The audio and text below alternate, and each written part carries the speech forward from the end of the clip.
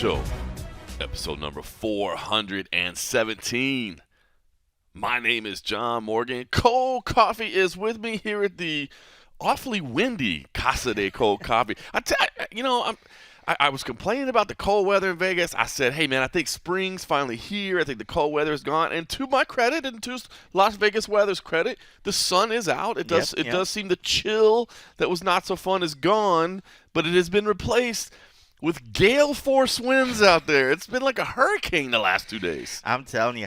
But at least it's been warmer, though. It has been warmer. It has been warmer, but yeah, I mean, like, it's been crazy. But it's funny that it was thunderstorms, at least, I think, in some parts today earlier, and it was gray, but now it's, like, beautiful. But, yeah, the wind just coming around. It's crazy windy. It's been crazy weather, so, like, allergies have been gone crazy, but it's getting warmer. Because I notice every morning where I'd try to go out and try to take a walk, I'd look out on the thermometer. And Thermometer. Thermometer. That's what they call it out here in the West. A thermometer. Back in the Midwest, it's a thermometer. It was always like the 40s or low, like 30, getting up to the 40s. And that's just a little too chilly. Yeah. I'm sure there's some people. I like layering up. Right. Because then it was cool, because then you're like when I wear a T-shirt, then my gut shows more. But if you're covering up with, like, layers, you can walk down the street and you're like, yeah, I'm getting my workout in. But you don't look as fat. But today it was like 55 or something like that, 50-something. So it's like earlier in the day we're getting closer to that 60s range, and eventually we're going to start breaking that. But yeah, with this crazy weather front coming through, it's been nuts. But and it's crazy because that until I moved out to Vegas, I know we've talked about this before. Like, it's funny when somebody said, "Oh, it's going to be storming later on." I'm thinking thunderstorms or whatever, but they're talking about windstorms, and I'm like, that's so weird. But it is legit crazy gusts of like 55, 65, 70 miles an hour that anywhere else, I think maybe different structures, if you take that into other cities, other places in the U.S., you're going to have a serious damage. But just the way that Vegas is laid out, and maybe with the houses and stuff, the way they're built, you don't hear about as much crazy damage. Yeah. What we usually have is when communications lines go down or like your power go out because the wind goes so hard that it blows over like a generator or something. But One time when I lived in Ohio, the year that I lived in Dayton, we got hit by a hurricane in Ohio. That's crazy. I was like, that's not possible. Yeah. They were like, be careful because it's coming in from the Gulf. The weather. And they're like, it's going to hit you. And I'm like, I remember that. I was like, there's no way. And I'm like laughing. I'm like, come on, you guys are being dumb. How can a hurricane get all the way to Ohio? But it did. Like, it knocked out power for a couple days. I'm telling you. It was crazy. But, yeah, we're getting there. It's just about, I always say, April and October, so we're almost to April. Yeah. If it's still screwed up in April, I'm going to be mad because I look forward to April in Las Vegas. So I mean, if you can get here successfully on an airline today, from now on is a good point to come, just if you can actually get here. Oh, dude, I thought just don't take Air Canada. I was going to say, I thought you were making fun of me, man, because I went out to Fight League Atlantic last week in Moncton, Canada. I had a great time, man. I love the crew out there. And it's cool, man. It really reminds me of like the old school days of MMA because it's still kind of in its infancy there. They haven't had a lot of promotions and they're kind of developing the whole thing. And it's a small town, so everybody's kind of hanging out after the fights and that sort of thing. We actually ended up kind of watching, all of us watch the UFC together after our fights were over. And it's fun. But yeah, Air Canada, I had 5 total flights, right? Because it's not super easy to get to Moncton. And so on the way there, I was supposed to go like from Vegas to LA to Toronto to Moncton. The whole flight got canceled because the connection was missing. So I had to delayed by like 18 hours, right? So that's one of those ones, if it breaks down, they just don't have that many routes. That's it. They're like, so we can't. So, but this is great. I get a text message. Hey, by the way, your flight's been canceled, but we've rebooked you. I was supposed to leave on Thursday night. They send me a message. It's like, we've got you booked on this new flight that'll get you in Saturday night at 8 p.m. I'm like, well, I go on air Saturday at 7 p.m. So that's not going to work. That's not going to work. So anyway, we ended up rebooking a different route. But every flight I had, both going there and coming back, got delayed. Every single connection I had, 5 segments. That's unreal. Every single one of them was delayed, and that's after the initial cancellation. So, Look, I try not to bitch too much about this kind of stuff because, look, we're pretty lucky to have the job that we have. We get to cover a sport for a living, and somebody's paying me to come out and call fights, you know what I mean? So I'm trying not to gripe too bad. But when it's 5 out of 5 and they're all delayed, come on, Air Canada, where you at? Where you at? I mean, that's that's that part, and it seems to be happening more and more. I swear, it's funny. Jose Young, that dude's cursed. He is cursed. So every time we go to an event with him, I'm just like, I don't want to travel near that guy at the same time because it's gonna break down. But and I tease about that, but literally, the way that the air system is right now, it's just like you almost have to just plan on it. So like trying to make quick connections is a mistake nowadays because you're never gonna be able to catch your flight. But you got to make sure you got plenty of time. Yeah, so it's like one of those things that I love being able to travel. I love doing it, but it's just not the same. Like the system is just kind of broke right now, So, but that being said, it is still nice once you make it out here. It's getting nicer. It's getting nice. This weather will not stay. It will not stay forever. No, we're gonna be good. Do you know what's funny is you're talking about Jose Youngs. It reminded me back when I was traveling a lot more than I am. Kenny Florian and I had a string of trips. This was back when we were going to Brazil like 7 or 8 times a year, and he was still on the commentary team. And so I think at the time he was living in L.A., so him and I would end up on a lot of flights together because obviously from Vegas you got to connect to somewhere, and I would connect to LAX a lot. And we ended up on like 3 or 4 or 5 consecutive flights where it was delayed every single time, and we were always on the same flight together. And one of them, like we started joking about how hey man, we can't be on the same plane because obviously it's gonna something's gonna happen. And then if I remember, I wish I could remember the story. Dude, we were on a flight and somebody died. We had to good God. Yeah, we were flying to Australia. Now remember, that's right. We were flying to Australia from LAX, and we were had to circle back. We were past Hawaii. We had to circle back and land to get a dude off the plane that was having a heart attack. Wow. Oh man, yeah, crazy. That's funny. Funny how those memories come back to you. Talking about Jose Young as being cursed. Me and Kenny Florian were cursed for a while. I haven't seen that guy in a while, man. It'd be good to catch up with him. I'm almost back to 100%. So if I do cough once or twice, I apologize. Every now and then, if I breathe a little too deep, I still got a little bit left. But dude. Did you make it through the broadcast okay? I did, but I was nonstop, pounding water and cough drops and that sort of thing. And I wish I could say I watched, but that whole pay-per-view thing. It's a pay-per-view thing. Right now. Fight League Atlantic is pay-per-view. We're looking at options. We're looking at things. They're very early in their broadcasting existence, so we're talking about some things and seeing what we can do so that more people can be exposed to the Fight League Atlantic. Yeah, product. I mean it's kind of one of those. You got to take the benefits. Even if it's just. How about just doing it for a little bit, build up the fan base, and then throw it at them? Right. But I guess I could see where some people are like, now you've gone big, and now you've gone pay-per-view. So once you give away the product, right, then it's kind of hard to start asking money for it. So we'll see. Well, I've got good news for you, Cold Coffee. What's that? You can watch me work this weekend for free. Empire MMA 4. I'm actually heading to Colombia, Bogota tonight. I'm heading out tonight. Nice knowing you, John. You got your affairs in order? I've never been to Colombia. I hear that it's relatively safe. Although I did see last week somebody got robbed at gunpoint.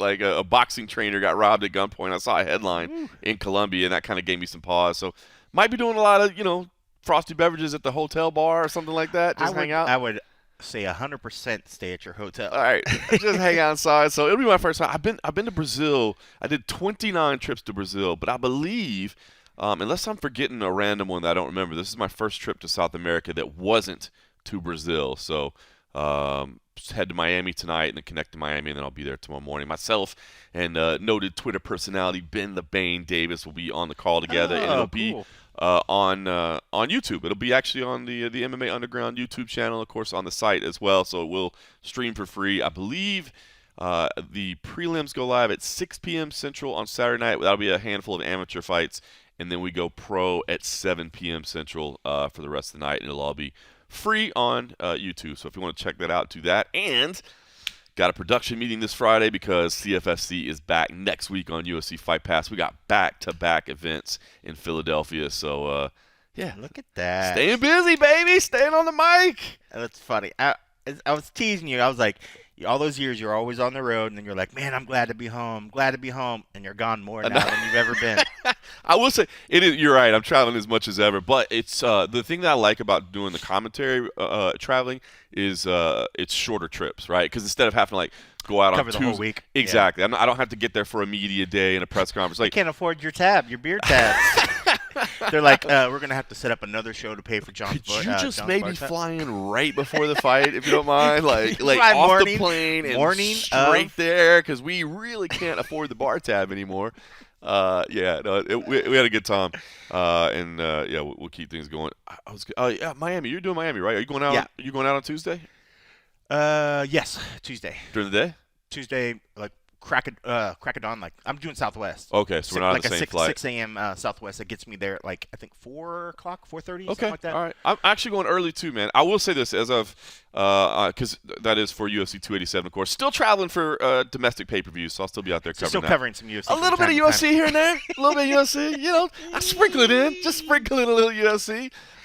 Looking forward to that. But no, I'm actually going out on Tuesday as well. When I was younger, man, I'd take those red eyes and land on like the morning of media day at like 8 a.m. or something and just go straight to media day. But I'm not gonna lie, I can't do that anymore, man. It's hard. Yeah. I think I have to admit I'm not the young sprite 25-year-old John Morgan. Especially if you take the first morning, especially for me that have to check a bag or something. I'm getting up hours and hours before that just to get to the airport like 2 hours before. So if I'm getting to the airport at like 4 in the morning, that means I'm getting up at 2 in the morning. Yeah, I'm an absolute death by the time I get there. I'm gonna be completely useless. And just no fun. Even less fun. Even less fun than I am now. Because it's usually so fun to be around. So fun around fight week. It's fight week, Kenny. He's so funny. Oh man! All right, UFC 286 was this past weekend. Did get to watch it afterwards. It was fun. It was actually kind of cool.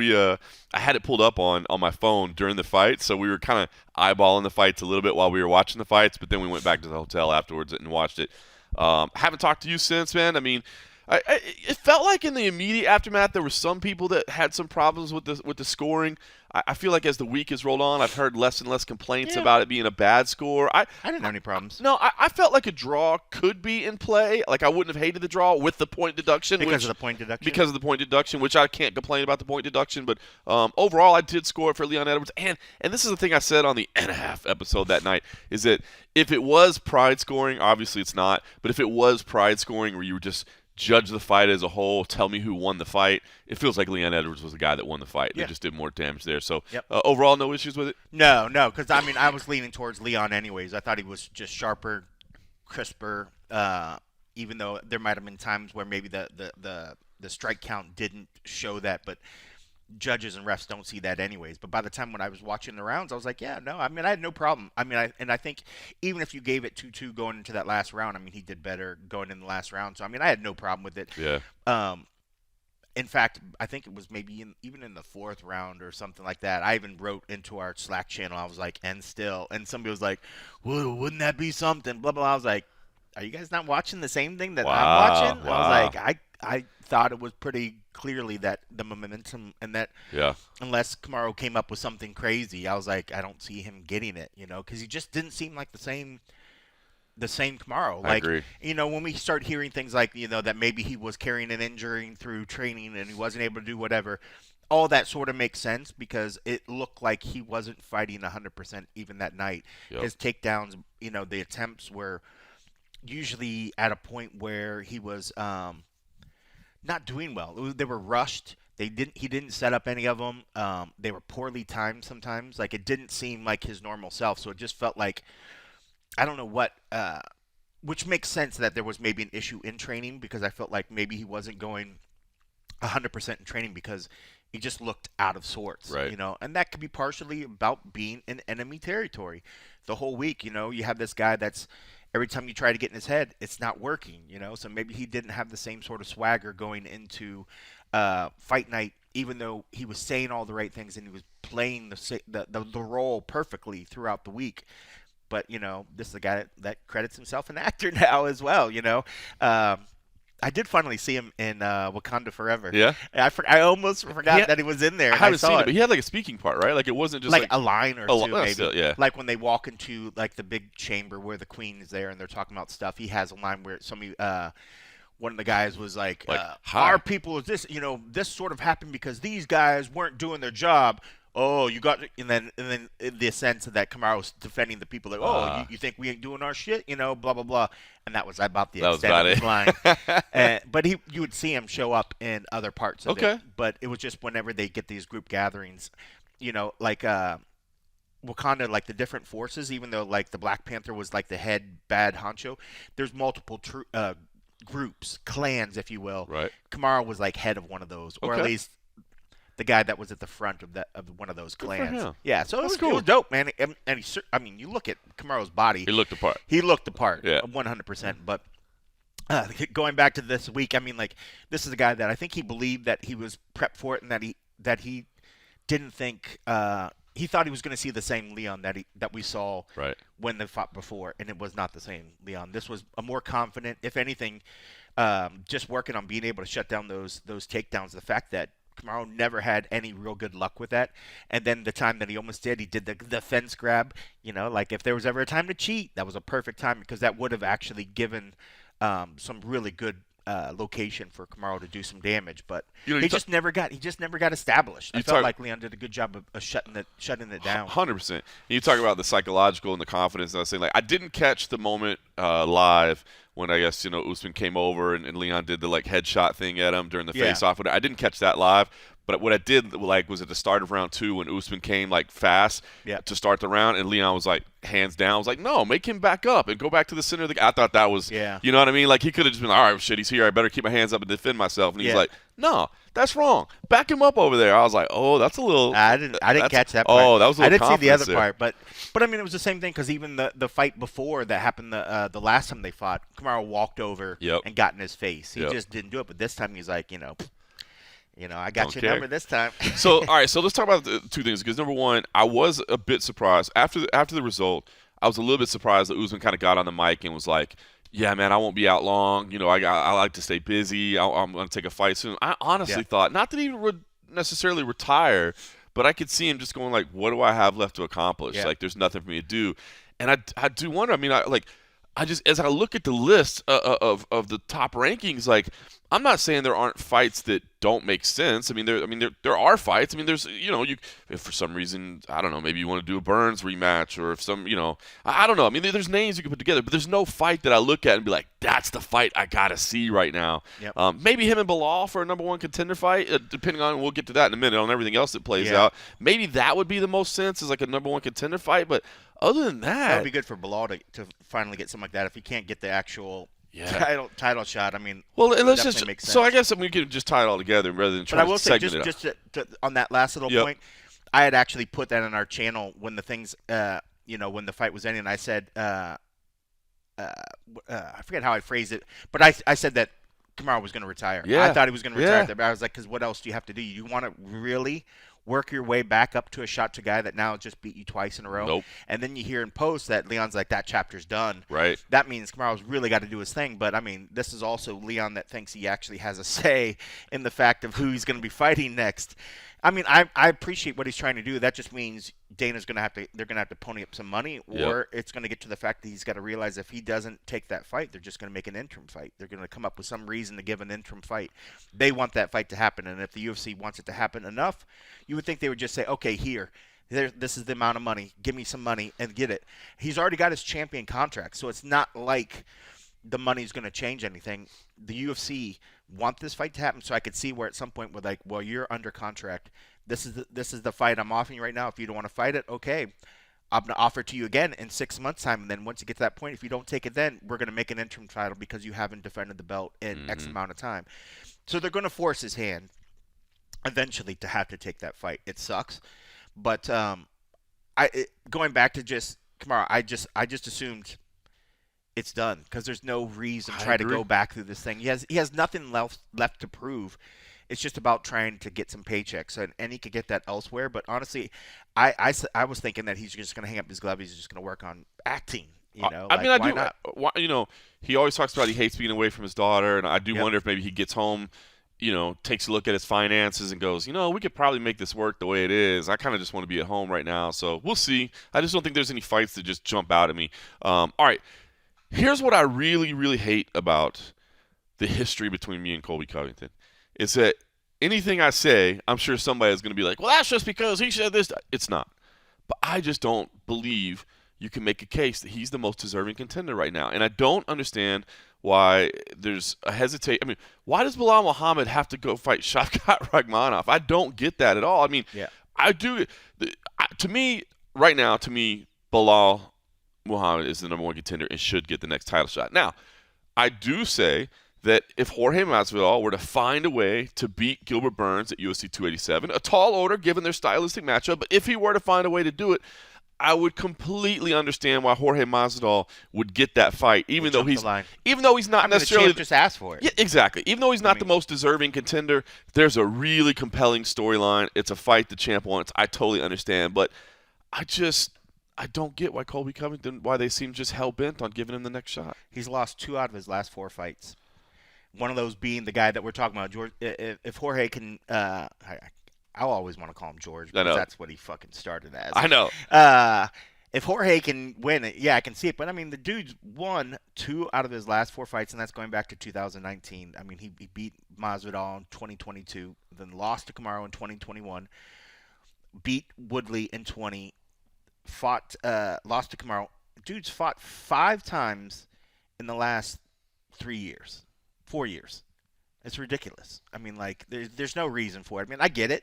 I'm not mad at it because I mean, I'm looking forward to the shit talking or whatever. But yeah, right. I feel bad for the guys that have been doing their shit and actually been sticking around and doing whatever. But I mean, I don't know. Call me a hater. Tell me to do 10 push-ups, whatever. I know, but I agree with you. It's just crazy.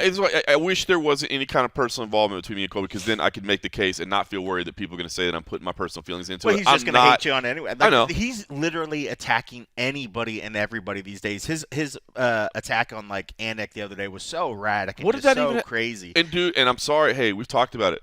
Race, religion, family, dude. Don't leave your kid. Like, maybe you think that's a funny line, that don't leave your kids without a father or whatever. Maybe you think that's funny. That shit ain't funny. No, that's not funny. I mean, eventually he's gonna say the wrong thing, and somebody's gonna, eventually somebody's gonna call him on it, and it's either gonna be something physical or it's gonna be something, all it's gonna do is it just takes one day to piss off a dude that has lots of guns and weapons, and then are people gonna be sad if Colby's taken out because of shit that he says? Probably not. There was a point where I think a lot of people would be sad. Nowadays, I don't know.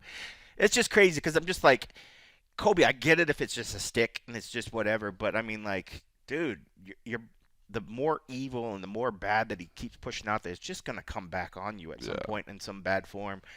And I'm not saying hate crazy people with guns. I mean, who knows people that own guns? Like, nobody here owns any guns.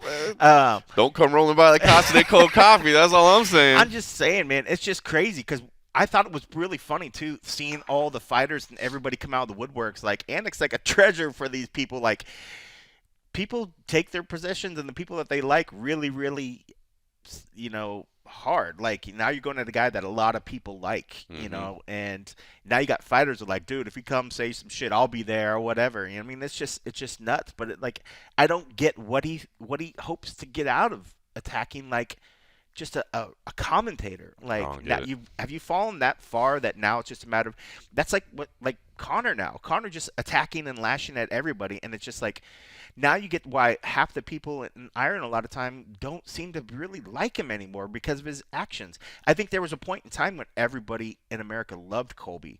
Now there's a certain large group of people that don't give 2 shits about him because everything that comes out of his mouth is so erratic and crazy. You know? I think there's a fine line in.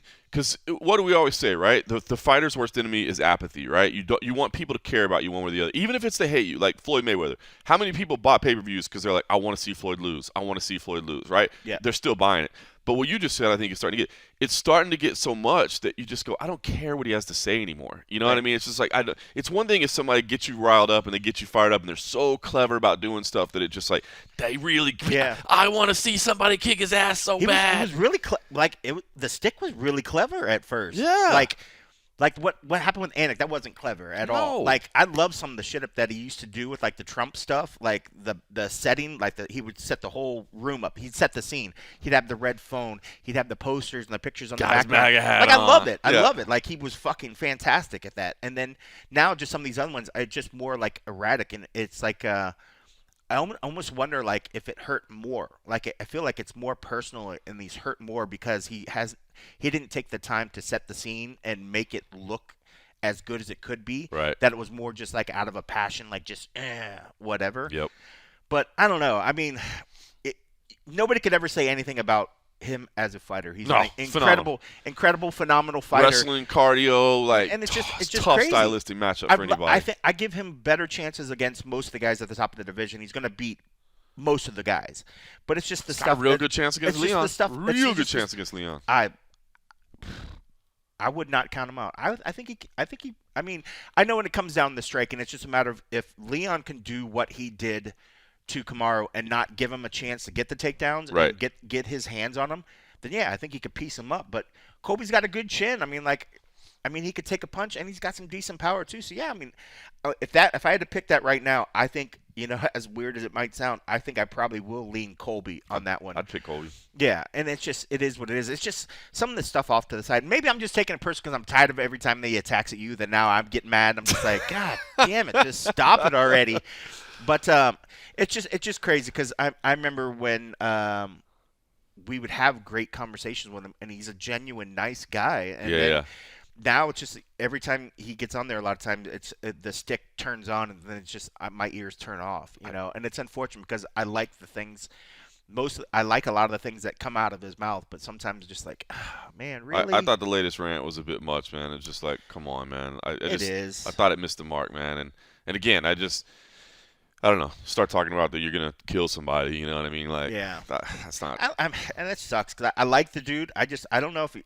It's weird for me to say. I don't know if he's at a rough spot right now, and that's why he's acting erratic or whatever. But it seems like that's been like the last year or two. Like shit's been weird or whatever. Maybe the last 3 years or something. But I don't know.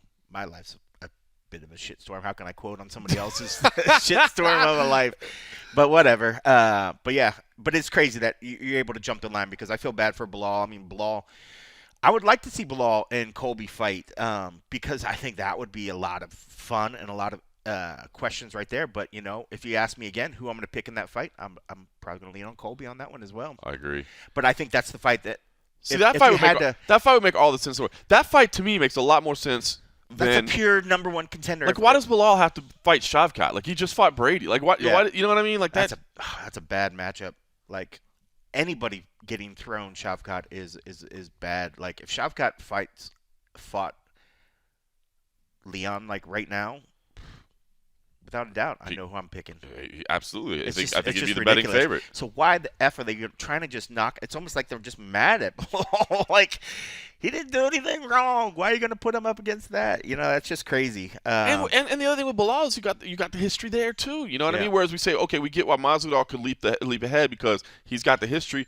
Bilal's got the history too. With the whole no contest thing and I mean, there's something there. So I don't know, man. This one leaves me scratching. Most of the times when the UFC makes a decision, I go, all right, I know you don't like it, but let me explain to you why they're doing it, or let me explain to you why I think that. You know what I mean? Yeah. Here, I'm just like, what? What do you think about all the little rumors and stories off to the side of?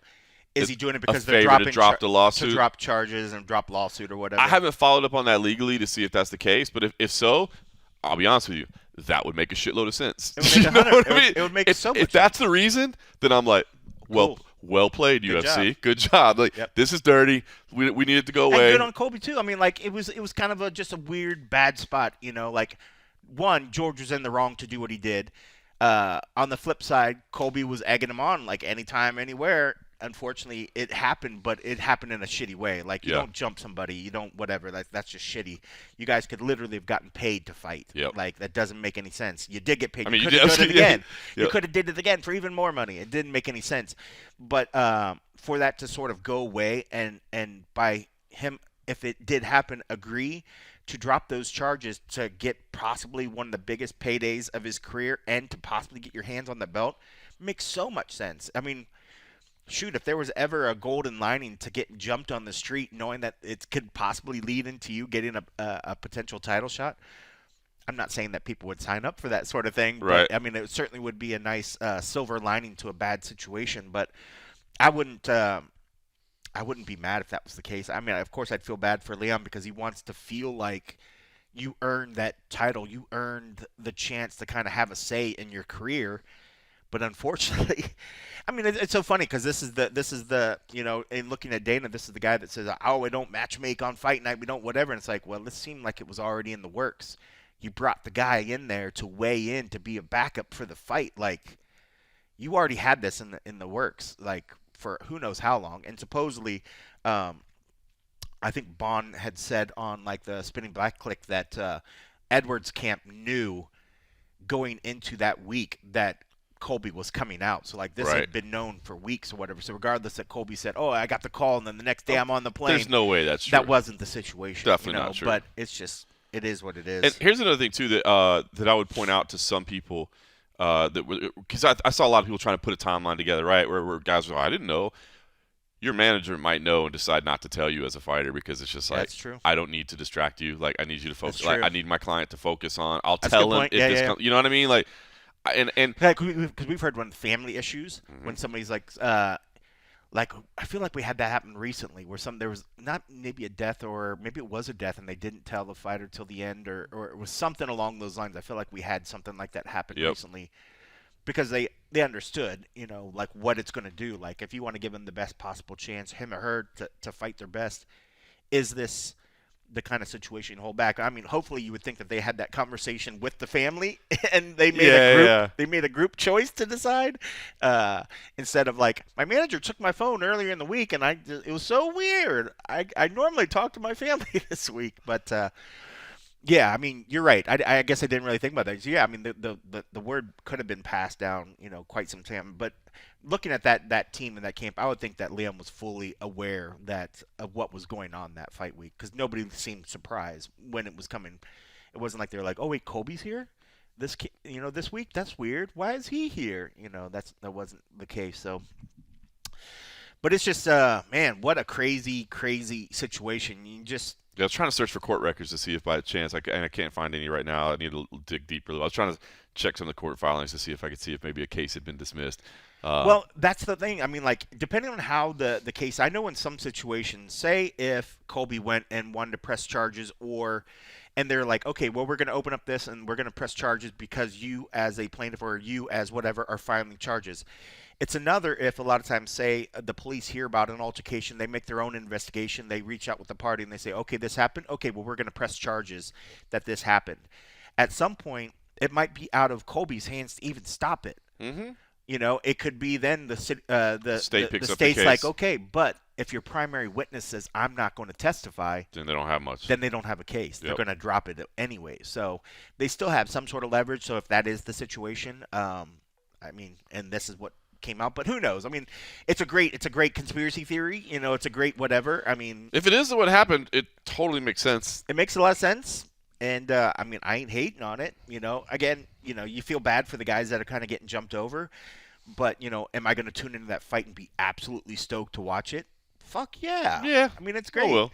I mean, like, Colby and Leon, it's going to be a fun fight. I mean, when people saw him against Usman, everybody's like, okay, their styles match up, and then it turned out to be a great striking match as well, So I'm maybe this is one of those ones where we're going to be surprised at how Colby's striking has advanced itself.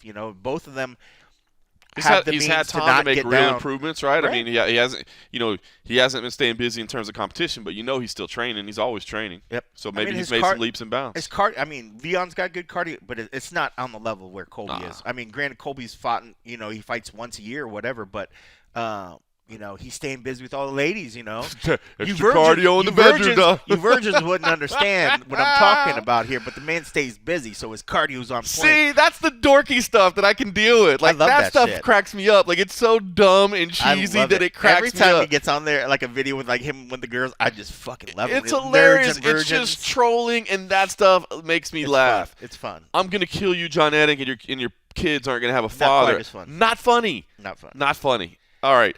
All right. Good thing about you sound like a nerd and virgin over there, sir. All right. Listen. The good thing about this weekend is I'm going to Colombia. The bad thing is that means I'm not going to my home state of Texas, where the UFC is, San Antonio. Done some cool events at the AT&T Center over the years, both UFC and some WEC cards back in the day as well. San Antonio is actually a pretty cool city to go hang out in. But a big bantamweight fight. Marlon Chito Vera and Corey Sandhagen in the main event. I love this fight. It is absolutely going to be, I think, off the charts fun. I mean, these dudes are tough. I think, Corey Sandhagen usually a bit of a quicker starter than Marlon Vera is, so I think those opening 5 minutes are going to be a little bit tense for Chito. But both of these guys are creative. They're exciting. They're fun. I think this is a phenomenal main event, and I'm excited for it. I will say, I think both these guys are viewing this as a little bit of a number one contender fight, and I just still feel like Merab Dvalishvili is in the driver's seat right now. And obviously some of that's going to have to do with what happens with Aljamain Sterling and Henry Cejudo and what he does. But we've talked about it a little bit, but I really am of the opinion that Aljamain's going to go to 45. So I think he's going to, he's talked about it, and I've never heard him say anything different than the fact that he wants his brother Merab Dvalishvili to fight for the title, and so he's willing to step out of the way to let him do it. So to me, as much as I love this fight, I don't think it's a number one contender fight because I do think Merab's going to fight for the title next. Maybe it could be against the winner of this fight, but I kind of tend to believe, because I honestly believe if Aljamain beats Cejudo, he's going to 45. As we talked about before, if Cejudo wins, he's going to 45 because he wants to be a 3-division champion. Yep. So I think it's going to be, if I had to guess, Merab and Sean O'Malley next for the title, and I feel like this is to be like right behind that.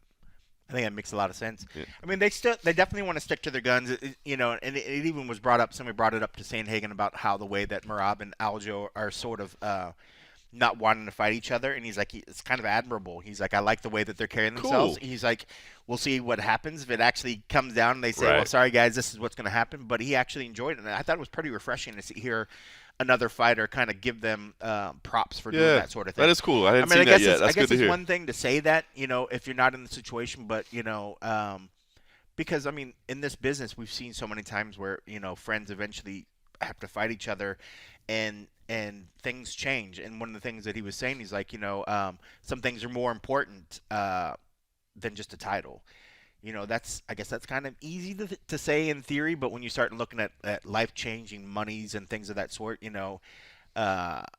it's one thing to stay true to a friendship, knowing that, you literally could be changing your whole family structure. It's easier if you're the champion that's already got some money in the bank to say that I will not fight my friend. It's just not worth it to me. Yeah. Then if you're that number one contender that hasn't quite gotten those pay-per-view points yet, hasn't quite gotten those $1 million paychecks yet, and then you say, well, we're friends, but wouldn't my friend want to give me that financial opportunity to help me out? So I think this only becomes an issue if Aljamain doesn't move up. Now, again, he's still got to beat Cejudo first, which that's no easy task. That's a phenomenal fight. Can't wait for that one. Stylistically. Yeah, because he could easily lose. Say Henry doesn't go up. He could easily say, all right, I'm gonna sit back. I'm gonna let my boy take a shot, and they can stay in the same division. And then they just have to deal with the question if one of them is able to finally get the belt back. And then that decision of who has to leave the division, that'll come back up. So it might not be all just bad news if he does lose and he doesn't decide to go up. But at some point, he's going to need to either step back because they're going to say, well, all right, well, you were just the champ. Now we got to wait. I can't give you number 10 to fight for your next one. Right. You got to fight the guys that are right there fighting for the contention, or why are we going to keep you as the number one contender or close to that top? But I would think that he would try at least to step back. And I think if anything else, I mean, that would be one of the cool things that you'd hope that you would see more happen in the division, is that friendships actually stay friendship. I know. And stay very friendly, like supporting each other, because that's the stuff that I think can mean just as much too. I mean, like, yes, it'd be really, really cool if someday they could say, oh man, remember Aljo had the belt for a while, and then Merab had the belt, two best friends that were two of the best fighters ever. But even if one of them doesn't get the belt, people could still say, man, two of the best friends that fought at the top of the division. And it's a kind of cool story as well.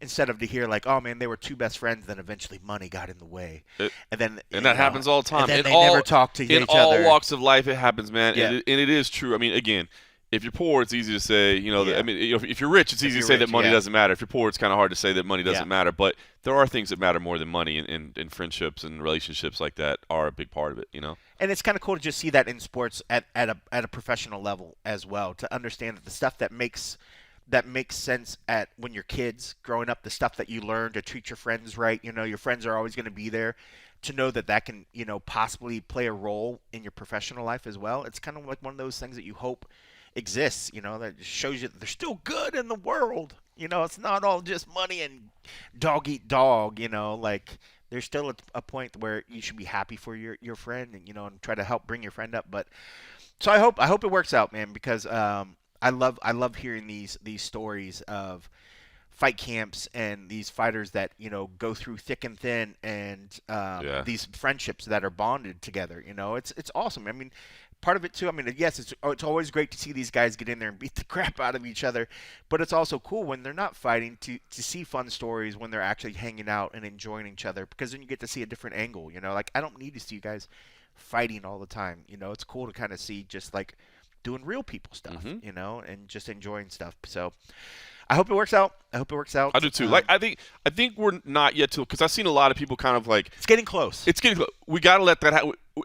After May, that's when we start finding out is there a problem here. Right now, I don't feel there's a problem. Yeah. It's worth monitoring, but it's one of those ones. Itself out. That's right. You don't have to worry about it just yet. I think we're okay, but we'll see what happens after May. So, big main event. Co-main event, Holly Holm, I think 41 now, just looking shredded, which is absolutely insane. When hasn't she? I know. It's just amazing, the athlete that she is, against Yana Santos, no longer Yana Kunitskaya. She has made the name change there.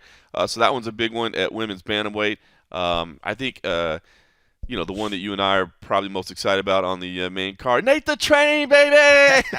Nate Landwehr's in there against Austin Lingo, Austin Lingo, by the way, I'll just throw this out there, I think is like my dad's favorite fighter. Oh, really? Yeah, he met him in Dallas, so now he's like all into his career. I was like, why?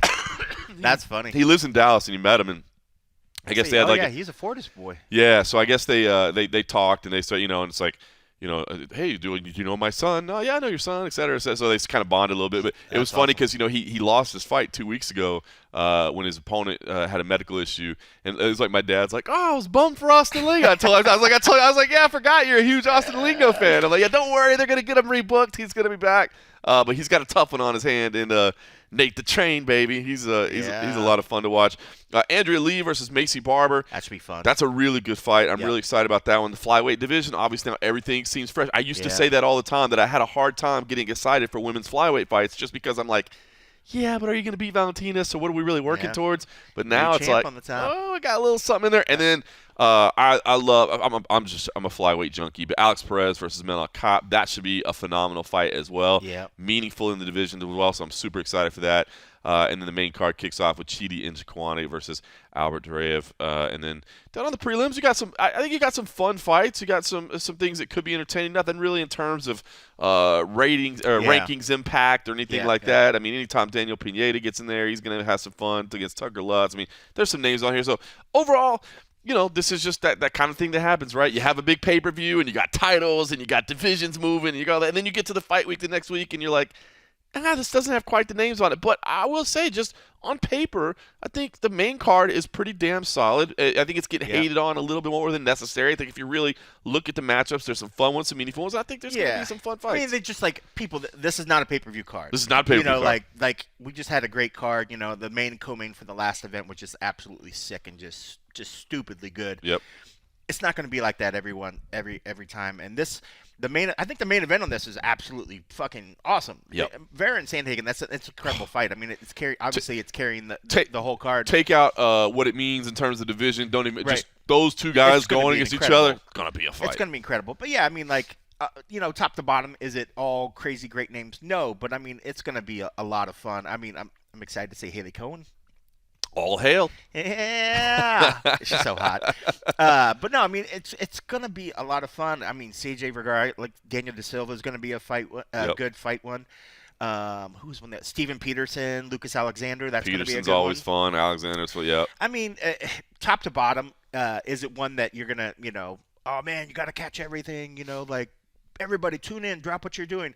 No, is this one of those cards? No, I mean, I'm sure you could skip some fights, but top to bottom, I mean, again, this is another one of those ones where people probably the next day are like, man, did you see this? Because some crazy shit happened, I mean, I see a lot of people hating on it. I think if you really look at the card, it's not as bad as people are. Like, we've had some cards. I mean, look, we've had some cards where I'm like, this could be rough. Yeah, I don't think this by no means is one of the worst cards that they put out lately. I think it's a decent card. I do too. I think it's a decent card. I do too. And it's a busy weekend, by the way. There's a lot of other stuff going on. One is back on Prime Video on Friday night, so I love those Prime Video cards. I'm gonna try to make sure I actually tune in. I keep forgetting because for some reason these Fridays get me. I wonder how I can watch it in Colombia. I mean, I can just use a VPN.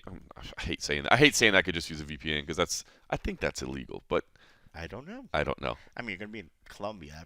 Like I imagine stuff that happens I'm there. sure they turn Has there- the eye every once in a while to things that happen. Isn't Colombia like just buttoned up in terms of legalities and really strict on things? I mean, if there is a place where you have to stay in between the lines, I'm thinking Colombia is that place. In between the lines, I see what you did there. Man, you know it's funny. Before I forget about it again, I was trying to do online. I was trying to say who had better barbecue, Dallas or San Antonio.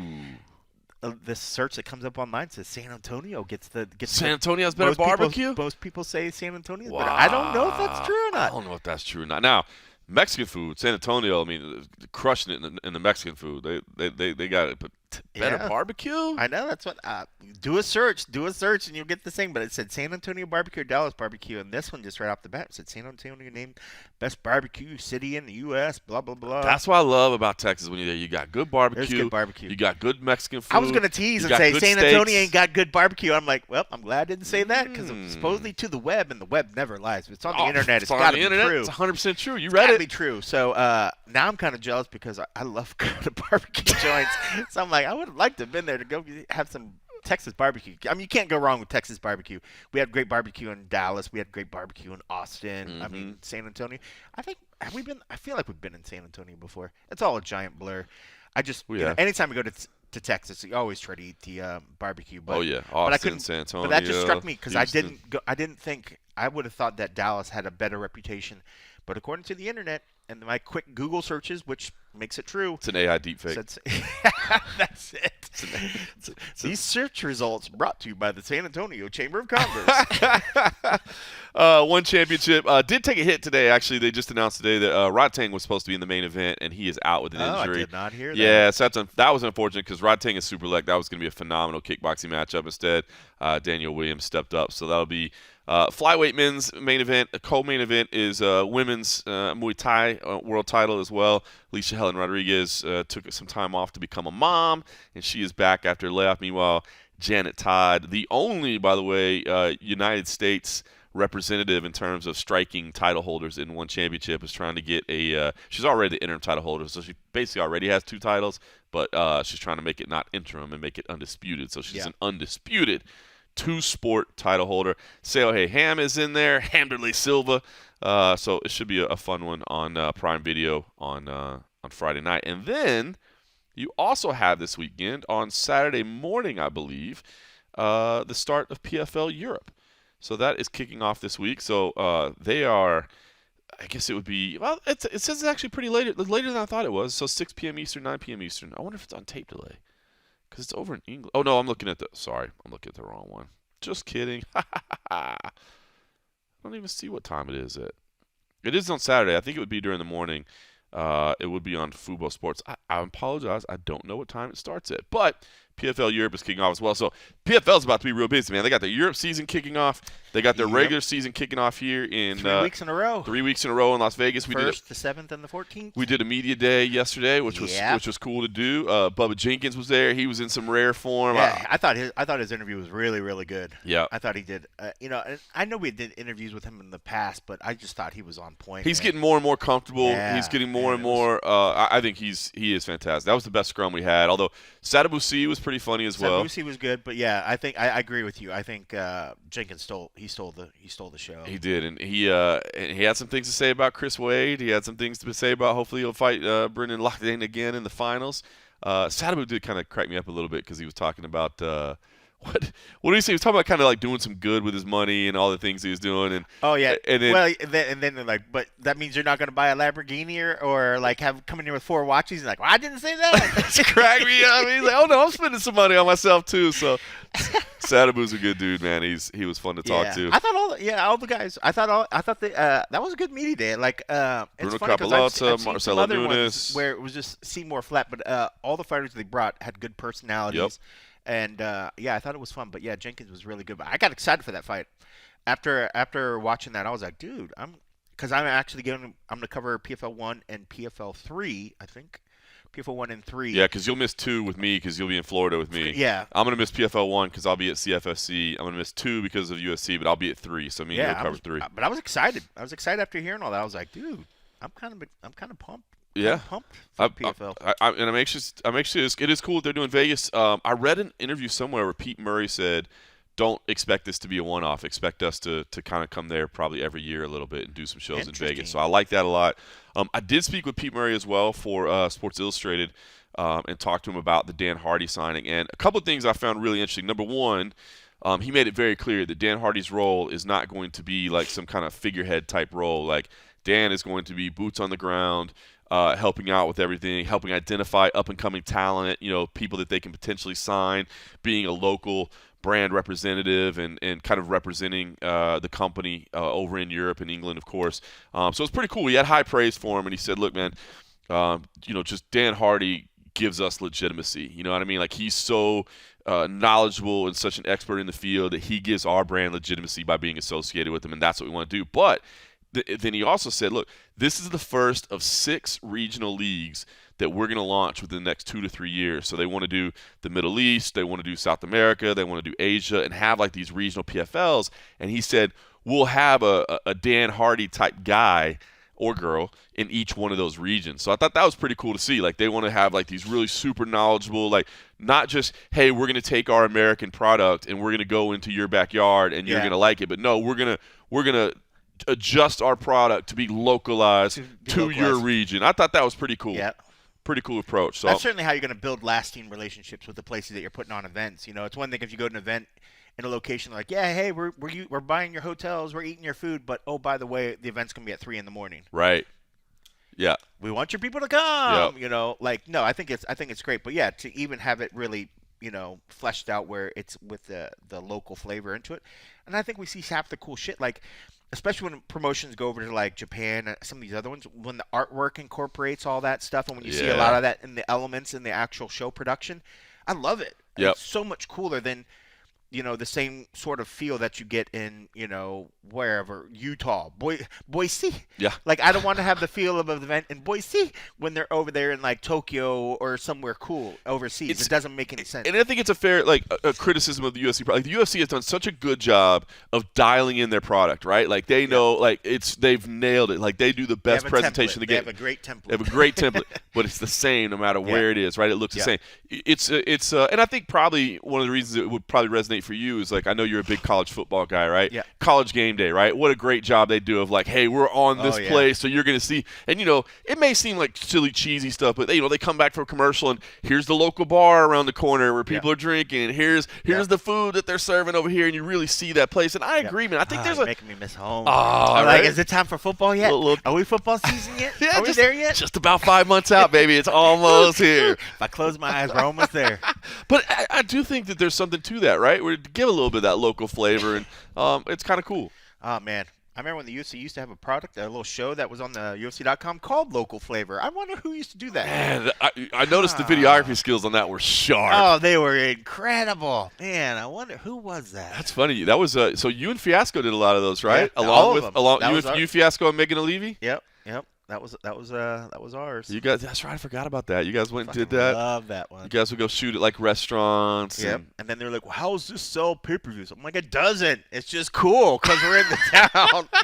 I used to. Oh man, me and the VP fought about that over and over. Well, but what is this doing really to turn around ticket sales? I'm like, it doesn't. It just shows the city. The city's happy we're there. Yep. We show a little bit of culture, and it was cool. It was something totally different. But yeah. Whatever. That got nixed. Fuck you, dude.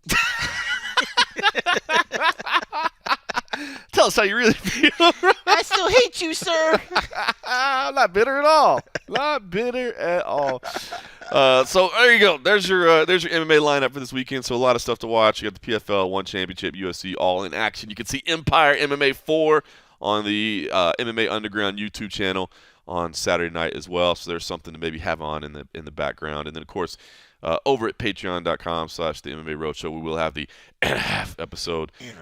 Maybe depending on what the schedule looks like, maybe I'll see if Ben wants to jump on and give his take on some stuff. I don't know how it's all going to work out in terms of time. I don't leave until Ben late. brings some flair onto the show. He would bring some flair. I don't leave until like late Sunday night, so I may record. I couldn't get a flight out in the morning that was like a reasonably priced, so I'm actually not getting home until Monday afternoon. But that means maybe we'll record it on Sunday or something, depending on how. Yeah, that'd be cool if you can get him on.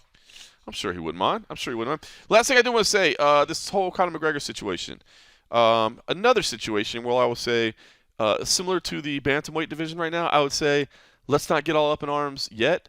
But I am really interested to see what happens with this thing. And I'm not trying to pick on Conor McGregor at all, but if they really do, and USADA has kind of come out and said that they didn't really see a reason to give him a waiver for the 6-month period, and you know, I guess Conor has kind of said, hey, my understanding is I just need to do 2 tests and then I'm good to go. Yep.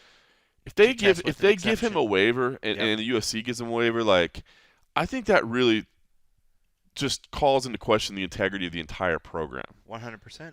I think they have to make him do 6 months. I'm sure they're going to do. That's they're going to say Dana has already set the groundwork where he doesn't have to take any ownership of that for the past 6 months or year. He's like, that's not my deal. Call Jeff Nowitzki.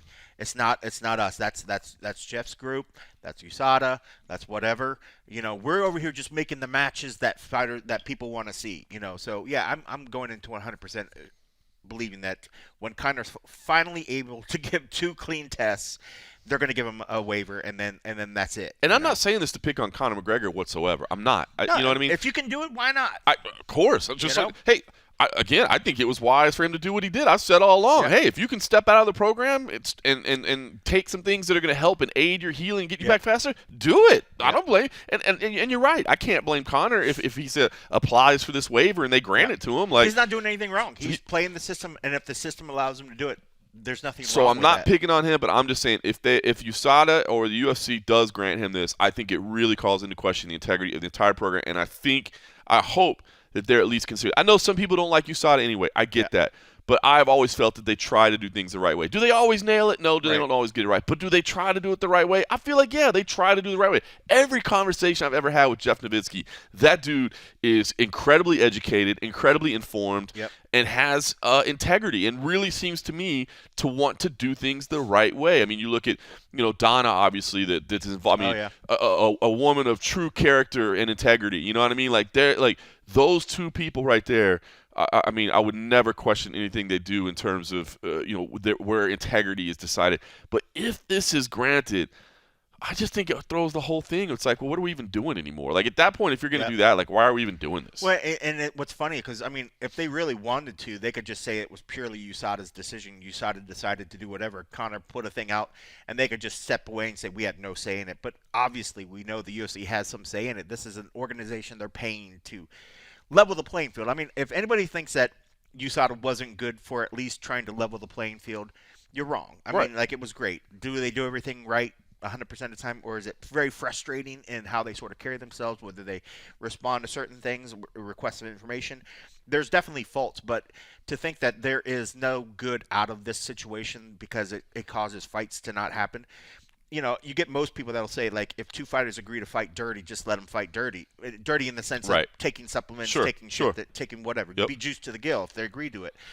It's about those that don't go into a situation knowing that their opponent, they expect somebody's going to try to hold them to a certain even playing field, and that's what it is. But, I could totally see where they're just like, well, USADA made this decision on their own, and we're just honoring them.